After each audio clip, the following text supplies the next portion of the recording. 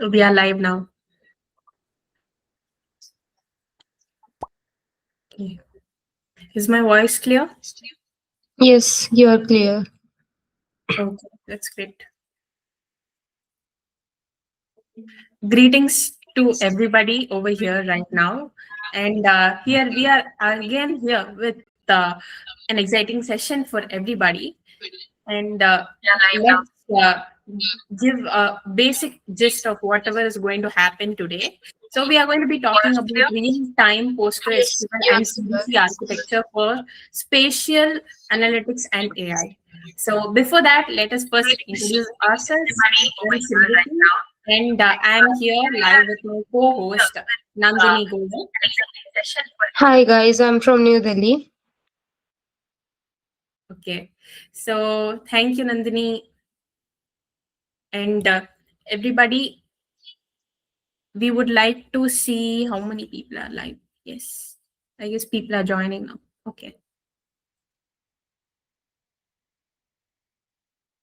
Okay, so the speaker would be joining us shortly. Before all this, before diving into what today's topic is about, I would like to talk about the speaker more. Okay, and he is a highly experienced person. And let me first talk to you about who he is. He's Kamesh Sampath, and he is a lead developer advocate at Snowflake. He'll be joining us today at around 7. So don't worry. We all know that everybody is waiting and is excited to know about today's topic. If you are a beginner, I'm pretty sure you might not understand everything that is going to be happening for today. And that is completely fine. We understand and we are beginners too. If you're someone who is already into this field, if you're a working professional, you might get real fruitful insights about today's session. Okay. And let's come back to our speaker. He's someone very special. He works at Snowflake. If you don't know and you do not have any idea about what Snowflake is, it's a very big company and it facilitates cloud platforms like AWS, Azure, and Google Cloud. Of course, you might not know this, but this is the thing. Snowflake is like a cloud-based data warehousing platform. Everybody, if you think of cloud, it's like a data center, right? If you had seen pictures or videos about people visiting server rooms and all, it's where you can access data from anywhere. And these are the basics about what you have to know for today's session, right? So this Snowflake is like this company that's working with storage and resources for scaling and to optimize the cost better and all. And it also provides security features and everything. A speaker is currently working over here and he has over 20 plus experience in this field. He has worked with big companies like IBM, Red Hat, and also he has worked with this thing. He has worked with open source contributions. Okay. This is one thing we can find common with him. And he has contributed to huge organizations like Eclipse and Apache Camel. These are very big repositories, and it is pretty difficult to understand the code base and contribute to them. But he has done that in his beginning, early of the career. And also, he has worked with Red Hat. I mentioned Red Hat, and also he has worked with Accenture. Everybody will know about it, Cognizant and all, everything. So he will be giving you all a gist of today's topic, and I'm pretty sure it will be very insightful. If it is not understandable, we are here to break down the basics for you at the end of the session, and you might ask your Q&As too. And Nandini, Yes, thank you, Smriti, for such a great intro and also telling about the speaker as well. I hope the speaker will be joining us soon at 7. Now, I'll just walk you through about the topic. As you can already see from the title, it's related to something very technical. It's Postgres, CDC, analytics, AI. There is so much, right?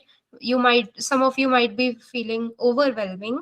Now I'll just walk you through it. What Postgres is something like filling cabinets, if you can relate it. Think of Postgres as a high concurrency transaction engine. What it actually is, it is an advanced open source relational database. Now you can relate it. It's known for its strict data integrity. Even I'm using it personally for my personal projects. Now CDC is an advanced open source relational database as well. uh, Sorry, wait, the speaker has joined us. Yes. Hello, sir. Good evening, Good sir. evening. Yes, Can you hear me well now? yes, sir, you're audible. Awesome. Okay. Can you all quickly check the screen share if it works? Just to Yes, see. yes, sure, sure. Share the screen. We were just giving a quick gist about what today's session is going to be about. Okay. Awesome. Okay. Hello, sir. This is Simriti from Chennai, and this is my co-host Nandini Goel from New Delhi. Okay. Yes, Awesome. sir. Good evening. Good evening. Pleased to meet you all. Right.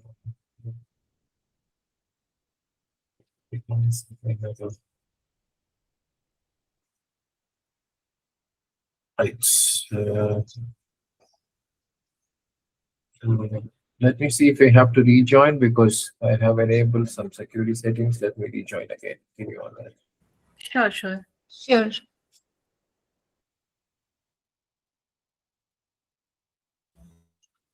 Okay, I was cut it out, but don't worry.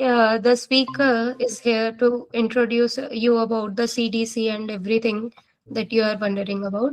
Yes. Okay. I'm still having the same issue.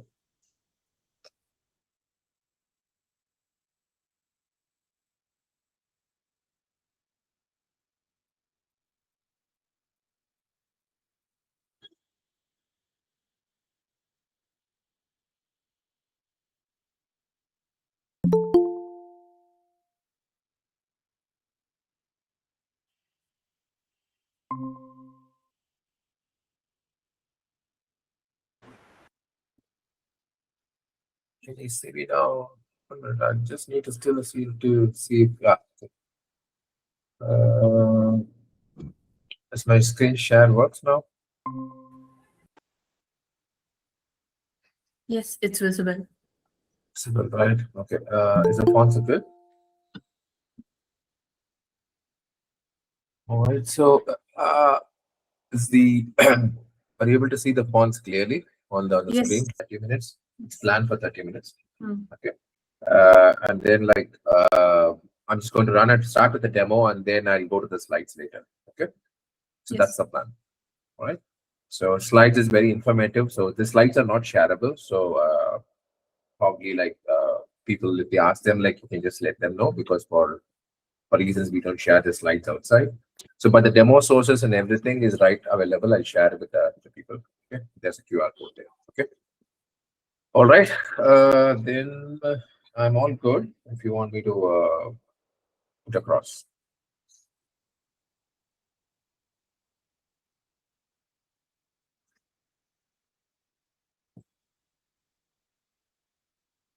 Sir, everything is great. You can continue.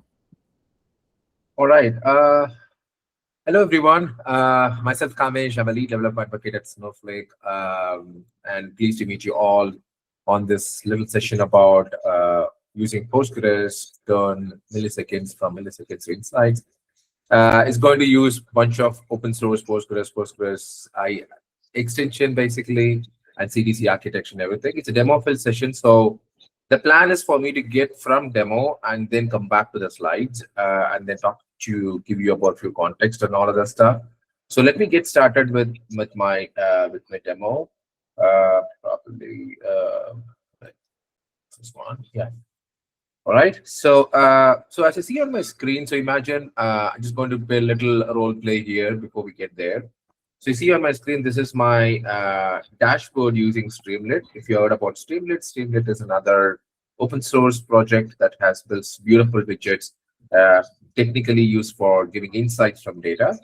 So what I've used here is like I've used the OpenStreetMap, and then I have an illustrative data to show about neighborhood. Basically, this is a geospatial data that you see here.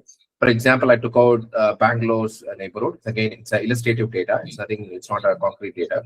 So what you see here is a what region's whole street lights. I assume that I'm somebody who manages the street lights across these places, and you found out like what all the suppliers we have and what all the faulty lights we have which are working, etc., etc. So what gets really interesting is that when I scroll a little, zoom in and then find out. Let's try to find out one of the faulty lights to see what happens. Let me make this little bit easy for us to go here. Give me a few seconds for this to load. Sadly, my internet is like a bit slow today, so bear with me. And then if you scroll a little bit here, it starts to give you this green ones are all green ones, yellow ones. You may know the operational maintenance required, and there should be also be some of the red ones here. Let's try to find out if we get a happen. Yeah, we got one red one here. I think let's see. That's a faulty light here, SL1390. Okay. If you see this, this is not just a static point. While the map loads, I can just go back and say like this is not just a faulty point. It's data, sensor data that gets updated when somebody sits there and sees it, right? Usually, if we date back to some time back, if somebody is doing an operations thing, like for example, street light maintenance and all, so somebody will be getting a call mid in the night in case of a storm or something. So he has to go back and then like go back and find out who's the supplier, who's the other people, etc., etc., and then go back and fix a light before something gets fixed. Right? Light is an example here, but it could be anything. So, but with all these technology that we have today, like we'll see how we can basically use this data to find out something quickly and then help us going ahead. Right? So what I'm going to do first is like, first, let's do it in the hard way, right? I said we are going to use Postgres extension in Postgres. I'll talk about all those things in a second after this demo. Let's go and find out what is the easiest way, like the usual traditional way we find out this one. For example, if you see on my terminal here, so this is the usual query that I ran to kind of go and find out who are the nearest suppliers who can help me supply this stuff. For example, if you see this little operator, this is a KNN operator, which is the nearest neighbor operator that you're seeing here, which is again find out geospatial query, the kind of two locations which are closest to each other. So we're trying to find out the neighborhood and find out the nearest supplier to the neighborhood. This is the usual traditional way. There's no complaints about this way. This works perfectly well. But if you imagine, like, if you're not a technical person, then that's going to have a little issue because, like, we're going to find out, like, how do I actually do this one, right? So that's another problem we need to solving it. That's exactly what we're going to see here. So let's try to run this query as well. I'm just going to say, let me clear the screen so that it's a little clear. PG query. And then I'm going to call the nearest supplier query and then find out who's the nearest supplier. It's going to execute against my database and find out and tell me, okay, these are all the nearest suppliers. I'm limiting by 10 who is closest to this particular faulty light so that it can bring back my thing and it can come back and fix it, right? So just pause a second. Like if you're wondering what is this task is all about, again, this is a little utility. If you go find out taskfile.dev on Google, we found that this is literally is kind of a book of recipes where I can run a bunch of these commands. If you have time, I'm happy to run through to show you like how it actually works here. Okay. Now, in this case, coming back to the whole problem, so the query works. These are all the standard way we do stuff. But if you imagine for a second, what you also might understand is like right nowadays, like we're talking to data, like we are in the AI era, where you could basically go talk to data. We don't like kind of go do all these stuff naturally, like going and writing tons and tons of SQL code, which is still valid, but it'll make AI do the job, right? That's exactly what we're going to see right now. So what I'm going to do is like, I'm just going to grab this because the agent has a context of running it. And it has found out a bunch of suppliers who's there within this particular radius as well, right? You can also ask it, like it's going to go back and say, okay, this is a radius, this particular guy is there.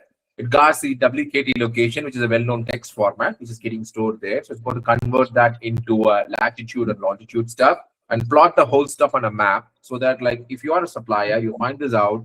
And if you're an operations manager, you can take this location, send it to your technician, or send it to the supplier to go fix this stuff, right? Which makes it more easy, more realistic, right? So let's see what happens here. Like it's also like, if you see this one, since we're doing with AI, it's intelligent and go back and fix the errors that it can already have, right? If you see here, the nearest supplier for S3190 is this particular person, supplier ID, distance is this, and then it has also gives you the location, which basically is plotted in OpenStreetMap. If you click on open this one, so that's going to open the OpenStreetMap and then find out this whole stuff here, right? This plot that you see here is exactly what you're seeing here, but the supplier more nailed down. So this is another way of going and finding this out, like how do I actually go find out details or insights from the data so that like I'm quick to action on something which is required for me. Okay. But the next one, like it's not just this data, geospatial data, right? Now imagine that I have a stack of data or maintenance request that is being sending inside and stored in my database, and I want to analyze and find out what all the reasons for all these things, right? For example, let's find out like I'm going to say like find uh, urgent safety. I'm just going to use a query from my inputs. Safety hazards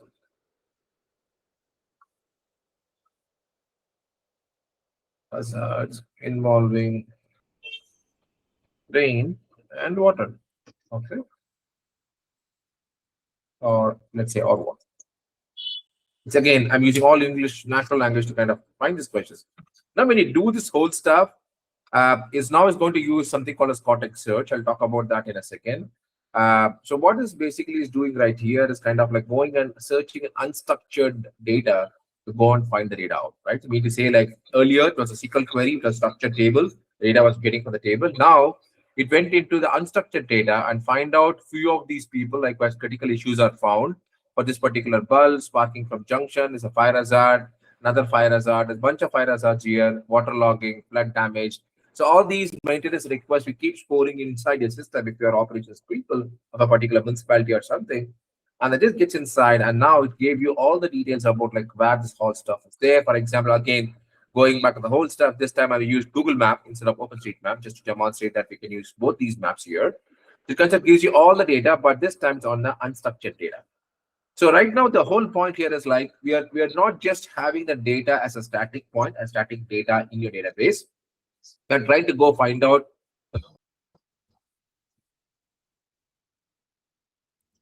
I'm sorry. So we're going to finding out the data from the inside and taking the data inside and then kind of finding it out using AI. So that's the power that we are getting inside. To get this power, we have to move. For example, if you imagine all these sensor data that you see here, it could technically be somebody taking the sensor data on that device, which could be a small device which can host a Postgres database, and they can go to those pods. The pods will be having that. The pods will be keep sending the data back to your centralized system or wherever it is, and then you run a CDC pipeline to basically synchronize the data. I'll show the CDC pipeline in a second. But there are also other ways that we can do, but CDC pipeline is what I use for this particular demo as well. And also, this not stops here, right? So once I have these data, I can also go back and say, like, do some budgeting around this data, right? For example, I know what things are failed here, what lights are failed here. For example, I can also go here and find out predictive maintenance. Let me see if the predictive maintenance works here. And then find out like what should be the number of bulbs that is failing in the next 45 days, next 7 days, I'm sorry, the next 30 days, kind of like 30 days, 70 days, 90 days kind of thing. How many bulbs to order, and then kind of like seasonal risk, high, medium, and low. What are the critical risks that we have? And then also like where are the failures is planned. It's again plotting it back on the map because we always have a geospatial data tied with us. You can go back and find this out here. What is the seasonal failures? It gives you so much insights in this data that like it's not just mere data or a static data point sitting inside Postgres. It's kind of a data that can also be used for other stuff. For example, I can also see what all the other maintenance type the next 7 days, like why my maintenance is going up or going down, so that you can also have some plans around this, right?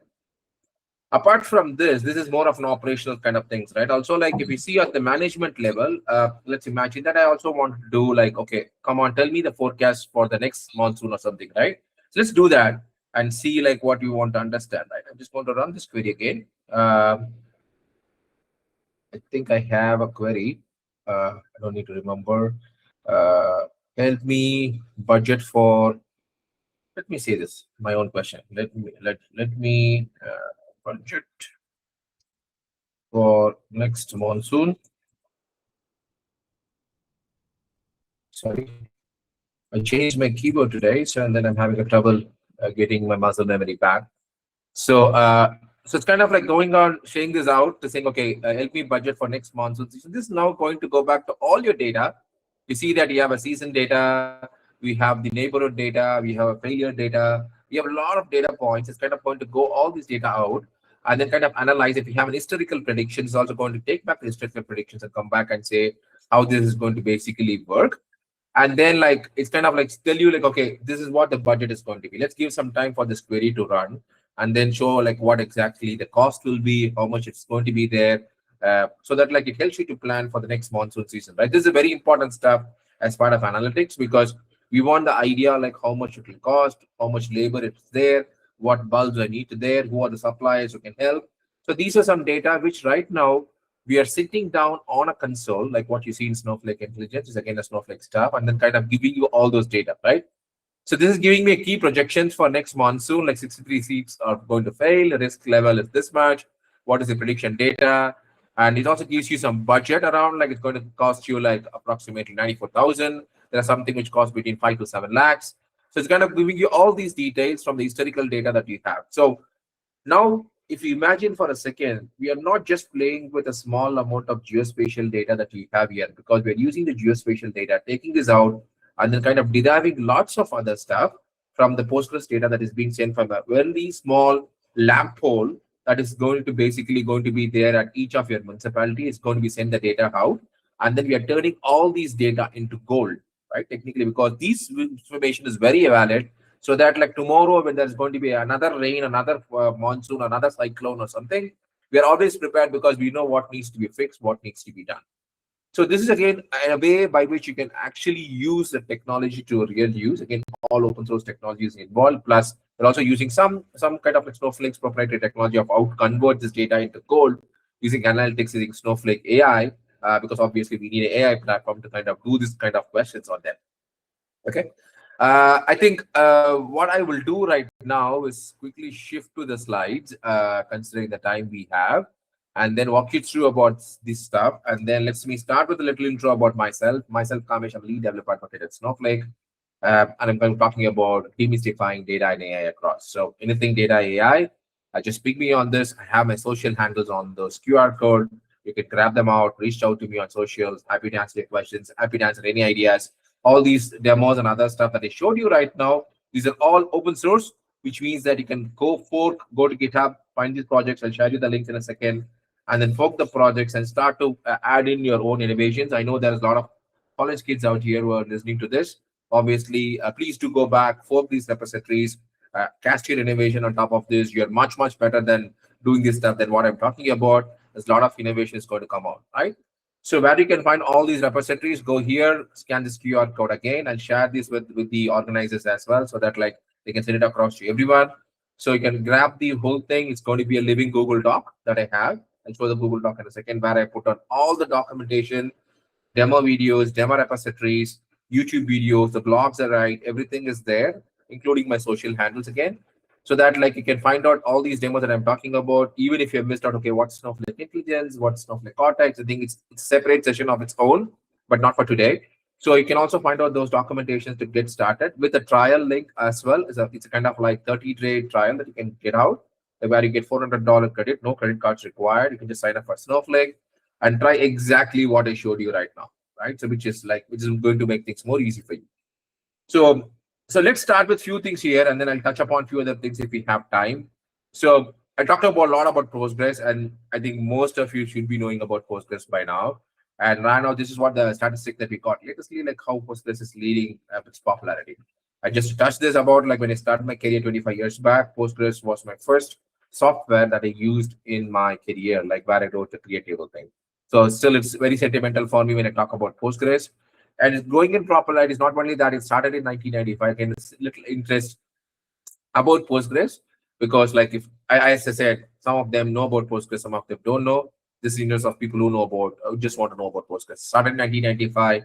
Right now we have 200K people behind this, 30 plus deployments. Right now we are on the version V18. So all these versions are available. I'll also tell you like talk about little about Snowflake Postgres at the last, and how easy for you to get spin up your own Postgres instance quickly. All right. So when we talked about the data, we talked about two data sets. We have showed the demo, right? The data that lives in Postgres, like it's all mostly OLTP, right? Which means like online transaction processing. Sorry about my tongue. So what it basically means that, for example, you scan, you take phone pay, or you take Apple Pay, or you take another Samsung Pay, or whatever the pay thing that you have used the UPI mechanism, scan something, there's a transaction that goes in, hits your database. Most of the time, that's all OLTP. So now after that, if you see when you have this maintenance data, faulty lights and other stuff that we saw here, we took the old data into Snowflake and then kind of showed you like how we can apply analytic processing on top of it. That's what is WAL-lab is all about. So, but Postgres can be used for both, but I always prefer that, like giving Postgres more on the OLTP side. So again, my own personal opinion. There is nothing Postgres has to do because and how we can do this stuff. Okay. What's next is again why these are all rich, right? Why Postgres? Because as I said, established, reliable, secure comes out of the box with your Linux distros. You don't need to do any special installation about this. It has rich features that you are seeing here, for example, and then it has rich data types. We'll talk about some of the data types here. Transactional DDL is my personal favorite, which means that if you know about transaction rollback and commit, you always know that I can do it within an insert statement or update statement or delete statement. But with Postgres, I can also do with the create DDL, create table statement. Like let's say I have to create a table, create a view, create function, etc. Put together, something goes wrong somewhere, I kind of like unwind the whole stuff. Okay. And another one is also very interesting is the foreign data wrappers. We'll talk about that in another session, as I said earlier. And then like there's about common table expressions, JSON, absurds, that is again a very interesting feature that you can do about. And partitioning, you can also do partitioning around these data as well.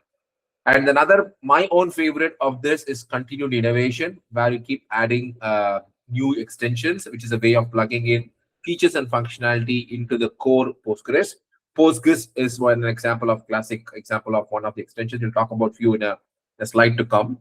So again, it has a rich open source ecosystem backed by the community. We saw some data about that earlier and highly secured one as well. Okay. Recently with 80, we also brought OAuth based authentication. You can also use OAuth with Postgres to authenticate yourself.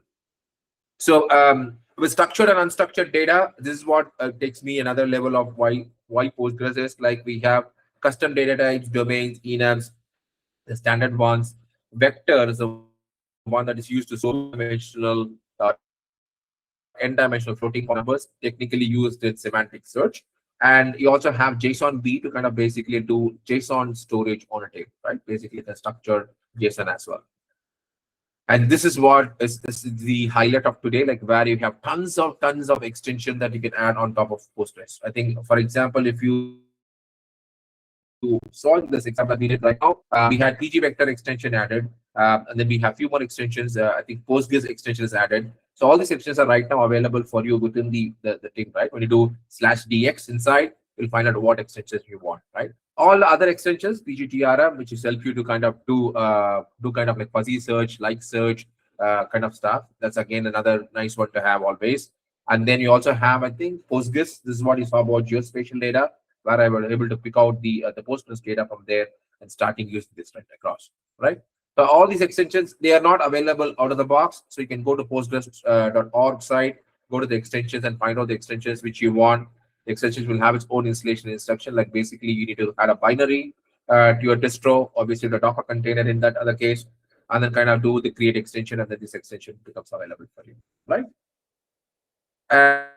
And this is what we see now. Like for example, like we saw the illustrative Bangalore data of how do you use the sensor to find out the faulty lights. That is exactly what Postgres is all about, where you get a geospatial data, the latitude and longitude kind of stuff, where we have shape, dimension, everything. See geometry if we want to understand what they are. So those are the few things that you can use for. And you saw about the demo. And I want to touch upon another cool thing that you are trying to, I think you already have this open source, is called as PG Lake. So this PG Lakes allows you, it's another Postgres extension. I've added the PG Lake repository on the dock. That allows you to query object storage like a lake house, CSV, JSON, iceberg, Parquet formats directly within Postgres. So you don't need to add anything extra. Just point to the respective S3 storage or a GCP storage or Azure storage. The data is going to be there, which you can query as a normal Postgres table. Apart from that, what you can also do is like can also join, do transactions between the local Postgres table and the external table, right? Without any fuss. So I think probably if you're following me on LinkedIn, I had some posts done earlier where I talked about PG Lake and other stuff. Just ping me, I can point you to that YouTube URL where you can learn more about this. I think again there's a demo that's there as part of my resource skill that I'm sharing with you, which you can use it for, right? And lastly, I want to touch upon Snowflake Postgres. I think Snowflake contributed this open source PG Lake recently, last November, if I remember correctly. So which right now has a kind of like good contributions from people like you who want to contribute to open source, get into PG Lake. The link is there on the resources, like start contributing back to see like what you can do for Postgres to make Postgres even better. We recently, like a year ago or something, like we acquired a company called Spreadsheet Data, and that became Snowflake Postgres right now. Now, which makes you easy to create Postgres as simple as possible. Just go to Snowflake, and then the Postgres is there. I'll show you how you can do that in a second. And I think the idea of this is like we talked about CDC, but there's something is going to change around CDC. You'll wonder about like what PG Lake is going to do. Just keep watching Snowflake Postgres. You'll find out what change we are going to bring in. Going to simplify the data movement between OLAP and OLTP, right? Up conducing, I mean, reducing this whole gap between OLAP and OLTP. Like that's what is going to happen in Snowflake Postgres. Keep watching the page for new feature that's going to come up and demos that me, myself, and my colleagues and other DAs are going to do. Just watch what's going to happen. All right. I think that's pretty much I had. I'm kind of going to go back and then show you a few other things. This is a document I told you that I shared. I think let me bring back that whole link here, which goes to give you this whole stuff. You can find out all the links here to kind of go grab these ones. And so this document is what you can sign up for trial. This gives you, as I said, a 30 days Snowflake trial for you. I think this kind of helps you to kind of, you see something like this, and there's a Postgres here. You can just click on this and then start creating Postgres instance instantly, right? I don't have a role to create right now. I shift my role, go to account admin. It's so easy to create. Give a name, give an instance configuration, what you want. You can read about that when you actually go there. Go up to 65,000 GB of memory. Not sure if Postgres really needs that, but that's a huge. You can go up to 16, 17, 18 are the versions of Postgres that we support right now, along with I availability and few other things are network related things to allow instance into it. But it's so easy to create Postgres and start working on it. And that's exactly what I'm doing here. If you go back, the queries are all running inside. Just say PSQL is going to get into my Postgres thing, and then I say /dx. These are the extensions that is already there. PG stat statements, PG audit, I think Postgres topology. That's how we are able to get those ST geometry functions and kind of work with those functions, right? And how this basically the data from Postgres moved into Snowflake. I want to touch upon another open source project. It's called as Apache unify, which is in Snowflake world. We call them as OpenFlow. I'm just going to open this up just to show you how it looks like. You can go to unify or apache.org. If you go to this project, this is a project I was talking to you about, which allows you to kind of do visual data pipelines, moving data from one source to another source, which you can use there. So you can use Apache unify, but technically when you get into an enterprise and organization, you basically want a hardened, stable enterprise supported version. That's what OpenFlow is all about, with additional functionalities we added on top of this. I'm just going to show you like quickly like how this architecture is designed. We have ready-made connectors available to kind of make the data come from any Postgres instance inside Snowflake. I just used Postgres, I mean Snowflake Postgres here for demonstration, but ideally when you are with Snowflake Postgres, you might not need this kind of CDC here. That's what I'm trying to say earlier as well. So, but imagine that you have it in, let's say, RDS, right? Amazon AWS or your own thing running in your own infra.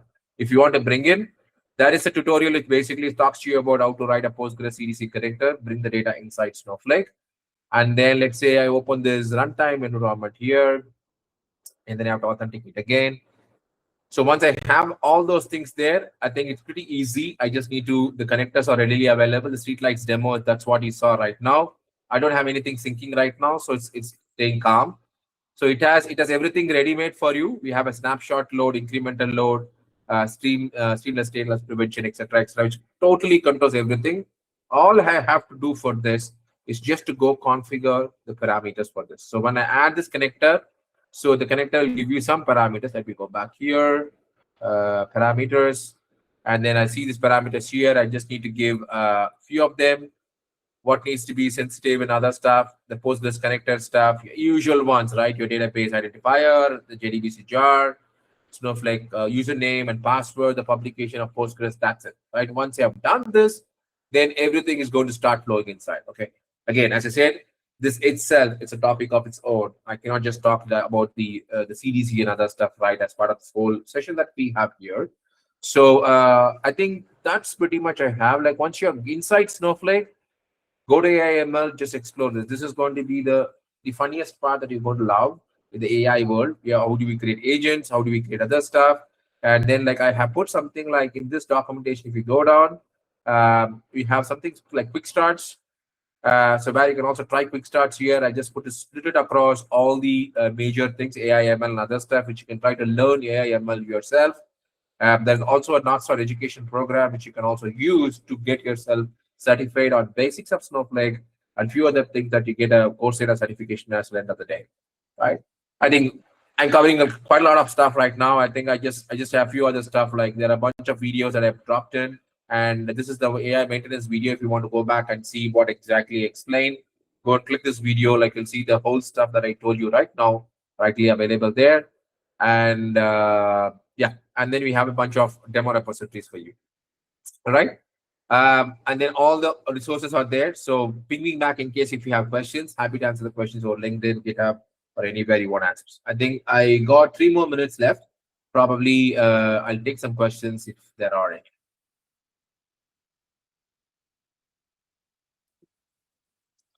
Thank you, sir, for such a great intro about CDC, Postgres, Snowflake as well.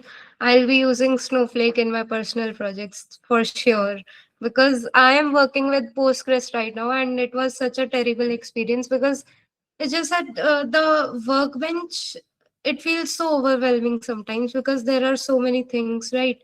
You have to discover and see. Sometimes like the database doesn't work for me. There are so many things that I have to ask. That's why I'll be using Snowflake. And thanks for such a great intro. Yeah, I think no worries. I think just go ahead. There's a lot of open source projects involved in this. Snowflake Postgres is one. Streamlit is another one. It's a very interesting project. You go find out streamlit.io.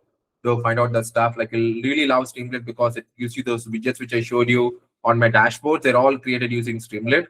It makes it so easy and clear for this. I think there's also a developer program that we around runs around Streamlit as well. I think I added a few other things on the links on the resource docs. I think it will be interesting thing. I think especially for students like you guys like doing stuff. I think Postgres is awesome. If you are using Postgres, to be asking me very honestly, don't use dashboards. I love Postgres using CLI. So I think that's the way you have to start using Postgres to learn more. And with AI and few other things coming in, it also makes things very easier for you to write those queries so that you don't need to start kind of crushing your brain around to write those stuff to get the basics running. Okay. I think if that's pretty much I have. If there is no more questions, probably like I will take a bye and thank you so much for having me in, and see you in another session at that time. Thank you very Thank much. you so much. Bye. Bye. So yes, he talked about